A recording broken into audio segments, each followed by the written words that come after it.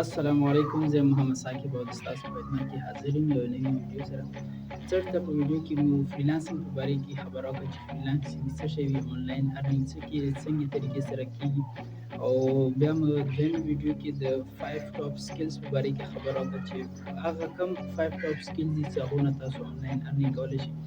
نو نن په ویډیو کې به مو سافټویر ډاونلوډ کولو په باره کې خبره کوو چې کوم سافټویر چې موږ یوز کوو یو سکل زده کولو دپاره، یو سکل خرڅولو دپاره، نو هغه سافټویر مو کوم ځای نه ډاونلوډ کولی شو، څنګه طریقې سره یې ډاونلوډ کولی شو. لکه تاسو پریمیر پرو ډاونلوډ کوئ یا اډوبي السټریټر ډاونلوډ کوئ یا اډوبي فوټوشاپ ډاونلوډ کوئ، نو دا کوم ځای نه ډاونلوډ کولی شئ او څنګه طریقې سره ډاونلوډ کېږي. نو دا ټوله طریقه موږ تاسو ته په دې ویډیو کې ښیو. نو موږ سره اوسئ. د کوم یو لینک ما تاسو ته ډسکرپشن کې درکړی دی هغه باندې به تاسو کلیک وکړئ، نو تاسو سره به یو نوی ټیب اوپن شي. نو هغه ټیب کې به تاسو ته ډیفرنٹ سافټویرز راشي چې هغه کې ډیفرنٹ سافټویرز وي. نو هغه کې به تاسو سرچ ته لاړ شئ. سرچ کې به په ولیکئ اډوبي السټریټر، یا تاسو کوم یو سافټویر ډاونلوډ کول غواړئ نو هغه کې په زرګاو سافټویرز موجود دي.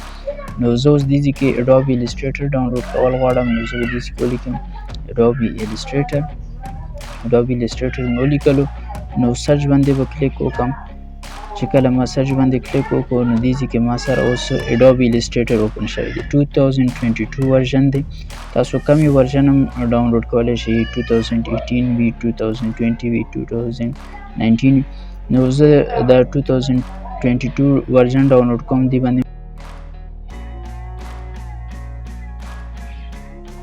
اوس په لږ ساعت بعد کې دا خپل په خپله ډاونلوډ کېدل شروع شي. دا لیفټ سایډ کې ډاون طرف ته دې ځای کې به اوس یو دغه شروع شي، ښیي به تاسو ته چې دا ډاونلوډینګ سټارټ شو. دا لاندې ګورئ دې ځای کې به دا اوس ډاونلوډ کېږي. چې کله دا ډاونلوډ شي نو هغه نه بعد به تاسو شو ان فولډر ته لاړ شئ، یعنې کوم فولډر ته ډاونلوډ شوی وي هغه فولډر ته به لاړ شئ.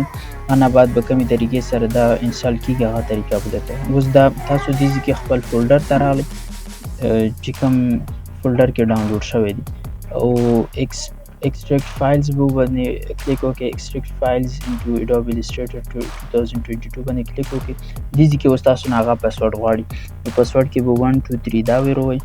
هغه نه بعد به اوکې وکړئ. اوکې باندې به کلیک وکړئ او دا لږ ټایم کې به دا خپل پروسس وکړي. هغه نه بعد بیا نور انسټالیشن شروع کړي. ښه، نو دا اوس مکمل شولو. دې ځای کې تاسو سره یو نوی فایل جنریټ شولو. نو دې فایل باندې به تاسو دا فایل به اوپن کړئ. دې ځای کې به دا فایل چې تاسو اوپن کړو دې ځای کې به تاسو سیټ اپ باندې کلیک وکړئ. ډبل کلیک دا کوم سیټ اپ دی نو دې سیټ اپ باندې به کلیک وکړئ. دا به انسټالیشن په خپله شروع شي.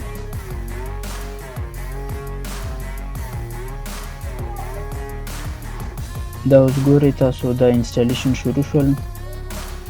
اوس چې کوم ځای کې تاسو لوکیشن ورکول غواړئ چې دې ځای کې د انسټال شي هغه ځای کې هغه ځای باندې کلیک وکړئ او خپل فولډر ورته سلیکټ کړئ. نه بعد بس کنټینیو باندې کلیک وکړئ او بس دا به خپله انسټال شي.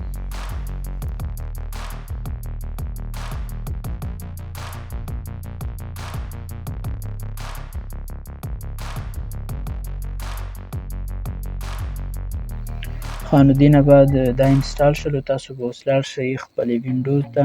وینډو کې به تاسو وګورئ چې تاسو سره کوم سافټویرز دي، هغه کې به تاسو سره اوس نوی یو راغلی اډوبي السټریټر. نو دې باندې به ډبل کلیک وکړئ.